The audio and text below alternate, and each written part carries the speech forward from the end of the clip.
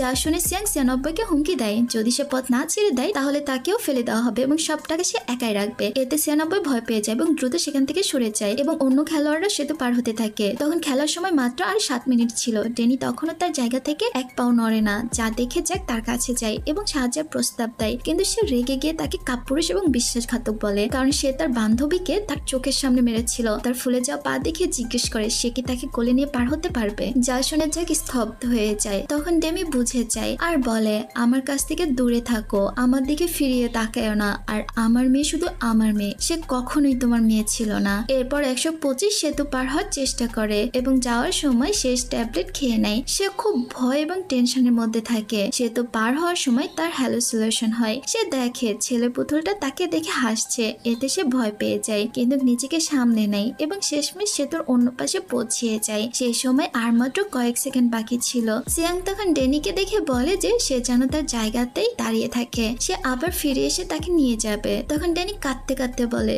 সে তার একমাত্র আশা, তার মেয়েকে বাঁচানোর জন্য সে সবকিছু করতেও রাজি। সে বলে সে নিজের জীবন উৎসর্গ করতে চায় যাতে সিয়াং ও ছোট মেয়েটি বেঁচে থাকে, কারণ সিয়াংই একমাত্র ব্যক্তি যে তার মেয়ের যত্ন নিতে পারবে। সে সিয়াংকে বিদায় জানায় এবং সেতুর কিনারায় গিয়ে নিজেকে মেরে ফেলে। খেলা শেষ হওয়ার কয়েক সেকেন্ড আগেই ড্যানি আত্মহত্যা করে এবং মারা যায়। এরপর খেলার পরিচালকরা সিদ্ধান্ত নেয় যে ছোট মেয়েকেই ড্যানির জায়গায় খেলোয়াড় নাম্বার ২২২ হিসেবে খেলায় রাখা হবে। যদিও প্রথমে কেউ এতে রাজি ছিল না, কিন্তু পরে উত্তেজনা বাড়ানোর জন্য তারা রাজি হয়ে যায়। কত বড় অমানুষের বাচ্চা আল্লাহ। পরে গার্ডরা খেলোয়াড়দের ঘরে গিয়ে জানায় যে এখন সংখ্যা ৯ জন, যারা একে অপরের বিরুদ্ধে লড়বে পুরস্কার জেতার জন্য। সবাই অবাক হয়ে যায় কারণ তারা মাত্র ৮ জন ছিল। তখন গার্ড জানায় ছোট মেয়েটি হলো নবম খেলোয়াড়। এতে সবাই খেপে যায় এবং সিদ্ধান্ত নেয় যে মেয়েটিকে মেরে ফেলে আবারও ৮ জনে ফিরে আসবে, কিন্তু তখন গার্ড আকাশে গুলি ছুড়ে এবং মেয়েটির কাছ থেকে তাদেরকে দূরে থাকতে বলে। এরপর গার্ডরা খেলোয়াড়দের মাঝে উপহার বিতরণ করে।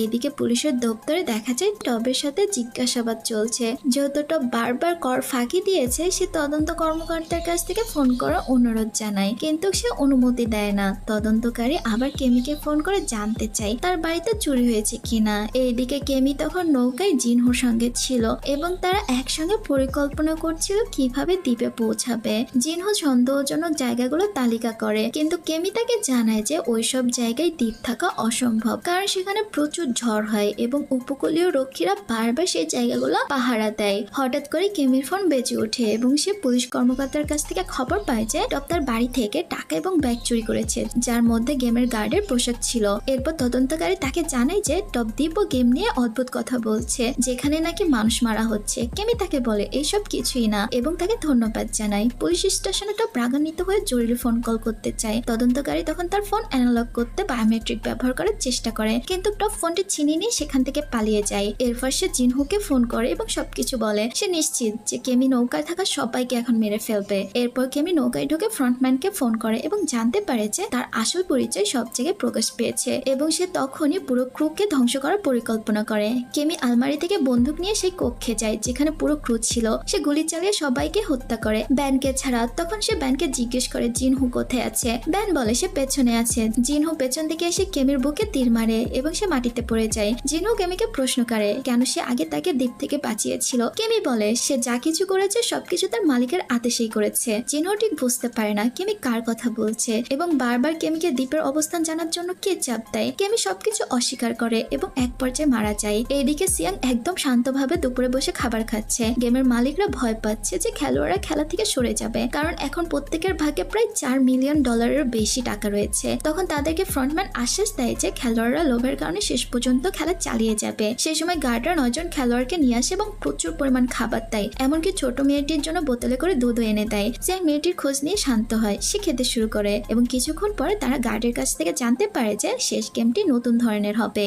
এই গেমে তারা নিজেরাই নির্ধারণ করবে কে হারবে, কে মারা যাবে আর কে বেঁচে থাকবে ও পুরস্কার পাবে, কিন্তু কমপক্ষে 3 জন খেলোয়াড়কে হারানো অবশ্যই বাধ্যতামূলক এবং বেশি সংখ্যক খেলোয়াড় হারানো যাবে। খেলোয়াড়রা এই গেমে রাজি হয়ে যায়। ভোট দেওয়ার সময় সিয়াং এবং 125 ছাড়া সবাই এই গেম খেলতে রাজি হয়ে যায়, ফলে সংখ্যাগরিষ্ঠের কারণে খেলাটি চালিয়ে যায়। এরপর গার্ড তাদের জানায় যে নতুন গেম আগামী দিন শুরু হবে। এরপর গেমের মালিকদের দেখানো হয়, যারা খুবই খুশি ছিল কারণ ফ্রন্টম্যান সত্যবাদী প্রমাণিত হয়েছে এবং খেলোয়াড়রা শেষ পর্যন্ত গেম চালিয়ে যাওয়ার সিদ্ধান্ত নিয়েছে। শিয়ালের মুখোশধারী একজন মালিক জিজ্ঞেস করে করে এটা কি আসল গেম হবে? ফ্রন্টম্যান বলে এই গেমটির ব্যাপারে আগের থেকে না জানাই ভালো। নৌকায় ব্যান চিকিৎসা নিচ্ছিল এবং জিনহো তার কাছ থেকে সাহায্য চায় যাতে সে দ্বীপে পৌঁছাতে পারে। ব্যান তাকে সত্য কথা বলতে বাধ্য করায়, কিন্তু সে জানে না কিভাবে সে দ্বীপে পৌঁছাবে। ব্যান সাহায্য করার জন্য রাজি হয়, কিন্তু তারা এখনো দ্বীপের ঠিকানাও জানে না। জিনহোর মনে পড়ে যায় যে কিছুক্ষণ আগে যে জায়গাটিকে আমি দেখিয়ে বলেছিল তা দ্বীপ হওয়ার সম্ভাবনাই নেই। এখন জিনহো বুঝে যায় ওই জায়গাটি সে জায়গা যেখানে খেলা হচ্ছে।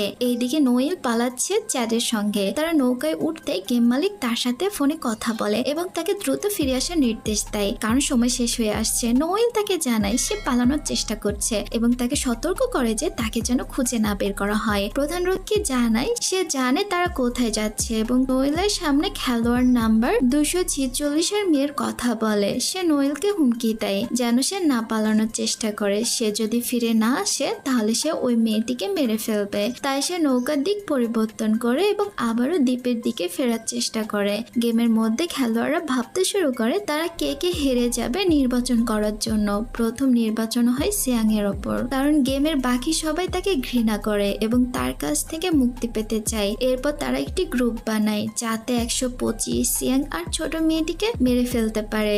এতে সবাই রাজি হয়। সেটা যদি করতে পারে তাহলে প্রত্যেকে 7 মিলিয়ন ওন জিতে যাবে। কিছুক্ষণ পর নোয়েল দ্বীপে ফিরে আসে এবং চাঁদকে বলে সে যেন একাই পালিয়ে যায় এবং পৌঁছানোর সাথে সাথেই পুলিশকে খবর দেয়, কারণ তার মেয়ে বিপদে আছে। চাঁদ নৌকা চালিয়ে পালিয়ে যায়, কিন্তু দেখা যায় নৌকায় ট্র্যাকিং ডিভাইস আছে। প্রধান রক্ষী জানতে পারে যে তারা আবারও নৌকা নিয়ে পালাচ্ছে। সে তার রক্ষকদের বলে 11 এবং 246-কে শেষ করতে। এইদিকে ভেতরে সিয়াং ফ্রন্টম্যানের সঙ্গে দেখা করতে যায়, কিন্তু সে অনেক বেশি হতাশ ছিল এবং বুঝতে পারছিল না ফ্রন্টম্যান কেন তাকে দেখতে চায়। ফ্রন্টম্যান মুখোশ খুলে ফেলে এবং সিয়াং রেগে গিয়ে ফ্রন্টম্যানের ওপর ঝাঁপিয়ে পড়ে, কারণ ফ্রন্টম্যান সিজন 2-তে খেলোয়াড় নাম্বার 1 হিসেবে সিয়ং এর সঙ্গে খেলেছিলেন এবং সিয়ং তাকে অনেক বেশি বিশ্বাস করত। তাদের মধ্যে একটি ভালো বন্ডিং ছিল। নাম্বার 1 সিয়ংকে প্রস্তাব দেয় সে যদি মেয়েটির জন্য বাঁচতে চায় তাহলে তাকে সাহায্য করতে হবে। সে তাকে একটি ছুরি দেয় যাতে বাকি খেলোয়াড়দের মারতে পারে। সিয়াং তা প্রত্যাখ্যান করে এবং নাম্বার 1-কে মারার চেষ্টা করে, কিন্তু বুঝতে পারে না তাকে মারলে কোনো লাভ হবে কিনা। এরপর সে নাম্বার 1-এর কথা শুনে সিদ্ধান্ত নেয় ছুরি নিয়ে ফিরে যায়। সিয়াং খেলোয়াড়দের কক্ষে ফিরে আসে এবং প্রথম খেলোয়াড়ের কাছে গিয়ে তাকে শেষ করার চেষ্টা করে। ফ্রন্টম্যান তাকে একই ছুরি দিয়েছিল যখন সে নতুন খেলোয়াড় ছিল, যাতে বাকি খেলোয়াড়দের সহজে মেরে জয়ী হতে পারে। 168 কান্নাকাটি করছে এবং তাকে অনুরোধ করছে কাউকে মেরে ফেলা উচিত না, কারণ সে ভালো এবং এমন কাজ করা ঠিকও হবে না। পরের দিন নোয়েল ভেন্টার ফাঁক দিয়ে ঢুকে প্রধান রক্ষীর কাছে পৌঁছায়, কিন্তু সে দরজার দিকে কিছু শব্দ অনুভব করে। দ্রুত সে লুকিয়ে পড়ে। জিনহো এখনো সমুদ্র রয়েছে এবং তখনও দ্বীপ খুঁজছে। সে গেম মাস্টারের সঙ্গে নৌকার রেডিওতে কথা বলে এবং গেম মাস্টার তাকে বলে সে দ্বীপ থেকে তুমি দূরে থাকো এবং গেম সম্পর্কে বেশি কিছু অনুসন্ধান না করুক। যারা মারা যাবে তাদের ব্যাপারে কোনো ভাবনাই যেন সে না রাখে। জবাবে জিনহো বলে সে এখানে এসে গিয়েছে আর এখন সে ফিরেও যাবে না। যদি তাকে আটকাতে চায় তাহলে তার সামনে এসে দাঁড়াতে হবে। সে ফোন কেটে দেয়। এইদিকে নোয়েল বন্দুক দিয়ে প্রধান গার্ডকে হুমকি দেয়। সে বাধ্য হয়ে তার কথা শুনে এবং খেলোয়াড় নাম্বার 146-এর ফাইল সিস্টেম থেকে মুছে দেয়। এখানে আমরা বুঝতে পারি যে সেটা করেছিল চাঁদের মেয়েকে বাঁচাতে। কেন সেটা আমরা একটু পরেই বলছি। এরপর সে জানায় যে গেম মাস্টারের অফিসে একটি কাগজের ফটোকপি আছে এবং সে ছাড়া কেউই সে অফিসে প্রবেশ করতে পারবে না। সে তাকে সামনে যেতে দেয়। তারা একসাথে লিফটে ওঠে। হঠাৎ গার্ড তার উপর হামলা করে। তারা লড়াই করতে শুরু করে যতক্ষণ না লিফট পৌঁছায়। লিফট থেকে বেরিয়ে দরজা বন্ধ হয়ে যায় আর বন্দুক লিফটে আটকে যায়। তারা একে অপরের সাথে মারামারি করে। নোয়েল পেটে আঘাত পায়। নোয়েল লড়াই করতে থাকে যতক্ষণ না সে লিফটের কাছে ফিরে আসে। সে দরজার দিকে এগোতে থাকলে লিফটের দরজা খুলে যায় আর সে সাথে সাথে বন্দুক দিয়ে প্রধান গার্ডকে গুলি করে তাকে সেখানেই হত্যা করে। এরপর সিন চলে যায় শেষ সিরিজের শেষ গেমে। দেখা যায় খেলোয়াড়রা নতুন গেমের জন্য প্রস্তুতি নিচ্ছে। তারা লিফটে উঠে ভবনের সবচেয়ে উপরে উঠে যায় আর এই নতুন গেমের নাম ছিল স্বর্গীয় স্কুইড গেম। গেমের নিয়ম হলো 3টি টাওয়ার থাকবে, বৃত্ত আকার, ত্রিভুজ আর বর্গাকার। প্রতিটি টাওয়ার থেকে অন্তত একজন বা তারও বেশি খেলোয়াড়কে হারাতে হবে। তারা নিজেরাই ঠিক করবে কে হারবে, কে মারা যাবে বা কে বেঁচে থাকবে। সবাই অনেক ভয় পেয়ে যায় কারণ কেউই মারা যেতে চাইতো না। তারা ভাবতে শুরু করে বেবিকে এবং সিয়াংকে আগে মেরে ফেলবে। এই সময় প্লেয়ার নাম্বার 125 টাওয়ারের ধারেই দাঁড়িয়ে থাকে। সে টেনশনে হ্যালুসিনেশন করতে শুরু করে। সে থমাসের স্মৃতি দেখে যে দ্বিতীয় সিজনে মারা গিয়েছিল। থমাস বাঁচার জন্য অনুরোধ করে। এরপর থমাসের জায়গায় দামসুকে দেখতে পায়। দামসু তার পা ধরে তাকে নিচে ফেলে দিতে চায়। এতে 125 ভীষণ ভয় পেয়ে যায় এবং তাকে ঠেলে সরানোর চেষ্টা করে যাতে সে চলে যায়। তার কাহিনী দেখে খেলায় রাজি হওয়া গ্রুপটি তাদের পরিকল্পনা পরিবর্তন করে এবং প্রস্তাব দেয় প্রথমে 125কে শেষ করবে। সবাই তা মেনে নেয় কারণ 125 খুবই ভীত ছিল এবং তাকে দিয়ে কোনো কাজই হচ্ছিল না। তারা 125-এর কাছে যায় কিন্তু কেউই পারে না তাকে টাওয়ার থেকে নিচে ফেলে দিতে। সবাই ভয় পায় কারণ তাকে ফেলে দিতে গিয়ে যদি তারা নিজেই পড়ে যায় তাই জন্য আর কেউ সামনে এগোয় না। তখন জ্যাক টাওয়ারের মাঝখানে লাগানো একটি লোহার দণ্ড তুলে নেয় এবং সেই দণ্ড দিয়ে 125কে ঠেলে নিচে ফেলে দেয়। 125 তার প্রেমিকার কথা কল্পনা করতে থাকে আর নিচে পড়ে যেতে থাকে আর তার মৃত্যু দিয়ে প্রথম রাউন্ড শেষ হয়ে যায়। এবারের রাউন্ডটা ছিল ত্রিভুজ টাওয়ারের পালা। তারা একটি ছোট সেতু দিয়ে ত্রিভুজ টাওয়ারে পৌঁছায়। তাদের সামনে মাত্র 15 মিনিট সময় থাকে কে মারা যাবে তা ঠিক করার জন্য।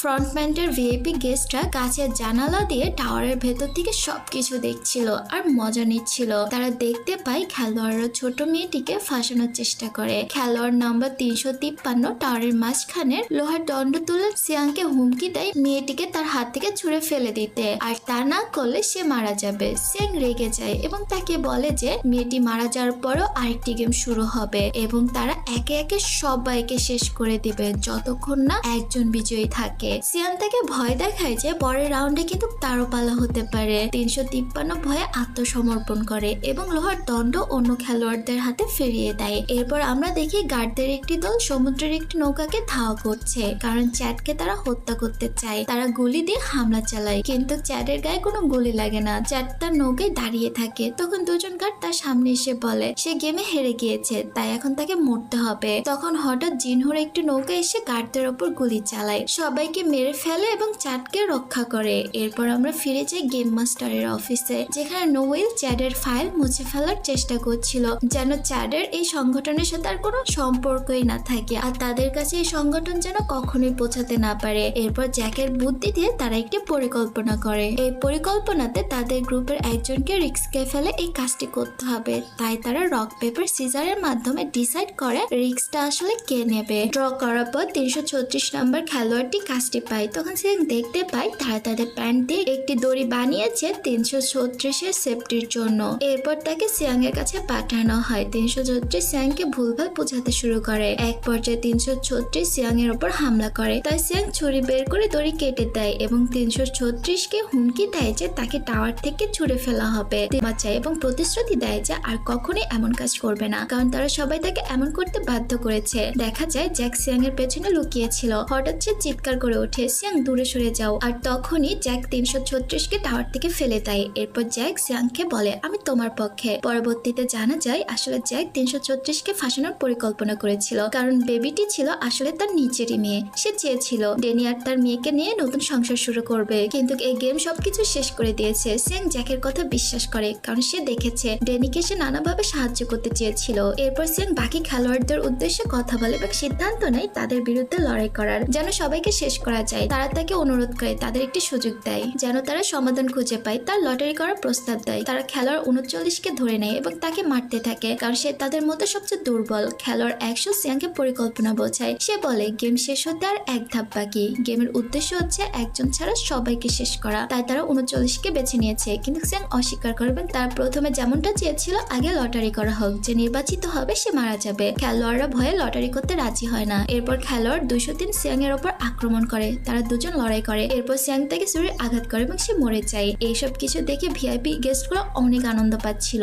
এরপর জ্যাক আর 353 লড়াই হয়। সহজে 53-কে পরাজিত করে টাওয়ার থেকে ছুঁড়ে ফেলে জ্যাক। এই সময় খেলোয়াড় 39 খুব ভয় পায় কারণ সে মনে করে তাকে ব্যবহার করে শেষ রাউন্ডে ফেলে দেওয়া হবে কারণ সে অনেক দুর্বল। সে নিজে কষ্ট করতে চায় না তাই সে টাওয়ার থেকে নিজেই লাফ দিয়ে আত্মহত্যা করে। এর ফলে কেবল সিয়াং, জ্যাক আর ছোট মেয়েটি বেঁচে থাকে। তারা সবাই একে অপরের দিকে তাকিয়ে থাকে। এই সময় আমরা দেখি জিনহো চ্যাডের সঙ্গে কথা বলছে। জিনহো তাকে একজন গার্ড মনে করে। জিনহো তাকে স্ক্যানার দিয়ে পরীক্ষা করে এবং দেখতে পায় খেলোয়াড় নাম্বার 246। এরপর জিনহো সিদ্ধান্ত নেয় দ্বীপে গিয়ে গেমের মালিকদের ধরবে এবং সে একাই জলে নেমে পড়ে। এইদিকে নোবেল সব খেলোয়াড়দের ফাইলগুলো পোড়াচ্ছে। সে নিজের ফাইল বের করে পড়ে। ফাইলে সে তার মেয়ের ছবি দেখে যিনি ছোটবেলা হারিয়ে গিয়েছিল। নিউল তার মেয়ের ছবি দেখে ভেঙে পড়ে। মেয়ের জন্য তার খুব কষ্ট হয়। গেমের মধ্যে জ্যাক সিয়াংকে নিজের জীবন ত্যাগ করতে বলে কারণ সে চায় তার মেয়ে আর সে একাই বেঁচে থাকবে। এরপর সিয়াংকে তার মেয়েকে দিয়ে দিতে বলে। সিয়াং উদ্বিগ্ন হয়ে তাকে জিজ্ঞেস করে যদি সে এমন করে তাহলে শেষ রাউন্ডে সে কার জন্য জীবন ত্যাগ করবে। সিয়াং অনুমান করে যে জ্যাক তার মেয়ের জীবন ত্যাগ করবে কিন্তু সে তা অস্বীকার করে। সে সে দ্রুত সেতু পার হতে চায় কারণ সময় শেষ হয়ে যাচ্ছে, আর সময় শেষ হয়ে গেলে সবার মৃত্যু নিশ্চিত ছিল।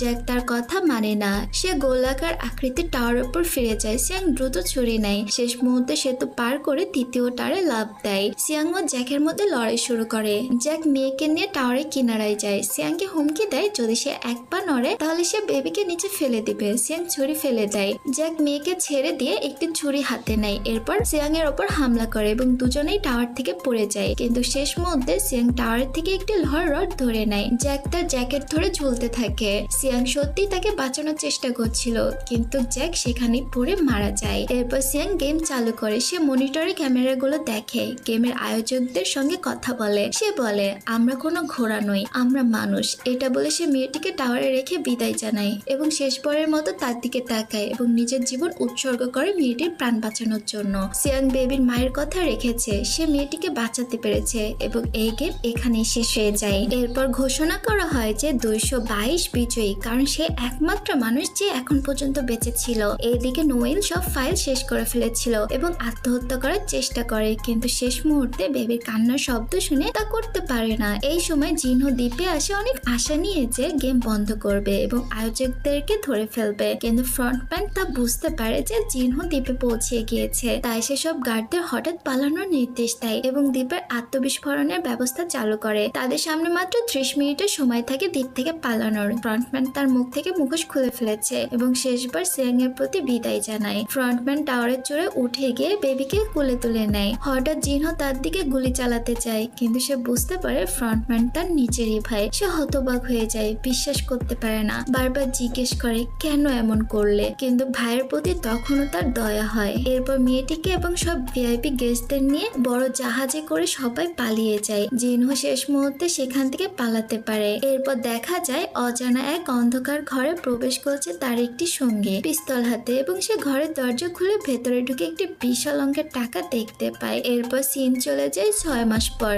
নোয়েল চ্যাডের খবর নিতে যায়, যিনি এখন কোরিয়ার রাস্তায় একজন চিত্রশিল্পী হিসেবে কাজ করছিল, কিন্তু সে নিউকে চিনে না কারণ তার চেহারা সে কখনোই দেখেনি। বারবার তাকে জিজ্ঞেস করে তাকে যেন আগে কোথায় দেখেছে, কিন্তু নিউ উল্টাপাল্টা বলে তাকে বোঝায় যে সে এই এলাকায় কাজ করত এবং তার মেয়ের সম্পর্কে সে অনেক কিছু জানতো, আর এখন এখানে এসেছে নিজের ছবি আঁকানোর জন্য এবং ভালো আছে কিনা তা জানতে। আর ছবি আঁকা শেষ হওয়ার আগেই নিউ সেখান থেকে চলে যায়। গাড়িতে বসে নিউ একজন ব্যক্তির ফোন পায়, যাকে সে তার মেয়েকে খুঁজে বের করার জন্য নিয়োগ করেছিল। সে জানতে পারে তার মেয়ে মারা যায়নি, শুধু হারিয়ে গিয়েছে। সেই ব্যক্তি বলে যে তার মেয়েকে চীনে দেখা গিয়েছে। নিউ ঠিক করে সেই দিনই সে চীনে যাবে। যখন সে বিমানে পৌঁছায়, সে ব্যক্তি তাকে দেখে এবং দ্রুত সেখান থেকে লুকিয়ে পড়ে এবং ফোন করে বলে সে চাইতো তার সাথে দেখা হোক, কিন্তু সে এখন অনেক ব্যস্ত। এরপর জিনহো জেলে যায় কারণ আজ পটের মুক্তির দিন। তাকে বাড়ি নিয়ে যাওয়ার সময় তারা জানতে পারে যে সিয়াং যে টাকা হোস্টেলে রেখে গিয়েছিল সেটা চুরি হয়ে গিয়েছে। তারা বুঝতে পারে না কিভাবে টাকা চুরি হলো, কারণ মাত্র জিনহো, টপ আর সিয়াংই টাকার ঠিকানা জানতো, কিন্তু সিয়াং মারা গিয়েছে।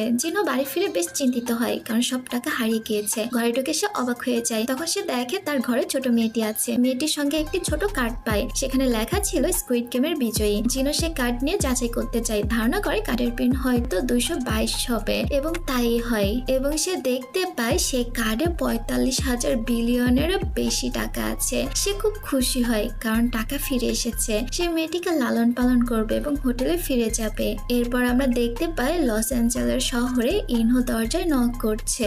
দরজা খুলে দেয় এক সুন্দরী মেয়ে। জানা যায় সে ছিল সিয়ং এর মেয়ে, যার নাম ছিল জং। তার বাবাকে সে প্রচন্ড ঘৃণা করে কারণ সে কখনো তার খবর নেয় না বা ফোনও করেনি। ইনহো তাকে স্কুইড গেমের একটি ছোট বক্স দেয়, যা তার বাবা তার জন্য উপহার হিসেবে রেখে গিয়েছে। জয়িং বিরক্ত হয় কারণ তার বাবা এখনো তাকে মনে করেনি, তাই সে তার কাছ থেকে কোনো কিছুই চায় না। তারপর সে দরজা বন্ধ করার চেষ্টা করে, কিন্তু ইনহো তাকে বলে যে তার বাবা আর বেঁচে নেই আর মরে যাওয়ার আগে তোমার জন্য এই বক্সটি রেখে গিয়েছে। জিয়ং অবাক হয়ে বক্সটি নেয়, খুলে ভেতরে দেখে সিয়ং এর গেমের পোশাক আর একটি ছোট কালো চিঠি, যার মধ্যে মানি কার্ড থাকে। সে দ্রুত ইনহোকে ধরার জন্য দৌড় দেয়, কিন্তু ইনহো সেখান থেকে চলে গিয়েছে। এরপর দেখা যায় ইনহো তার গাড়িতে বসে উইন্ডো নামায় এবং একটি সুন্দরী মেয়ে রাস্তার পাশে এক ভিক্ষুকের সঙ্গে গেম খেলছে। যদি সে জিতে তাহলে সে গেমে যোগ দিতে পারবে।